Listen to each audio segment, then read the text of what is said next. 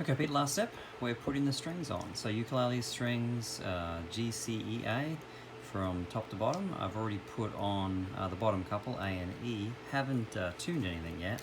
You put the strings on just like you would a guitar. So we'll thread it through the hole here. It'll cooperate. We're going to put these two strings inside the loop of the next one to kind of tidy it all up there on the end. We go underneath, and then we're going to go through that hole twice. And if you do your strings differently, it's fine. It's just the way I know how. I think this is what they would consider classic guitar strings. And so then we'll bring this down and attach it into the tuner. And that's kind of the process. The strings are brand new, and the ukulele is too.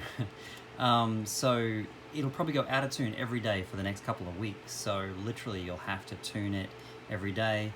Apologies, when you receive it, it will probably be out of tune. Even though I'm going to tune it today, when you receive it, it might already be out of tune. So just have to keep tuning it up.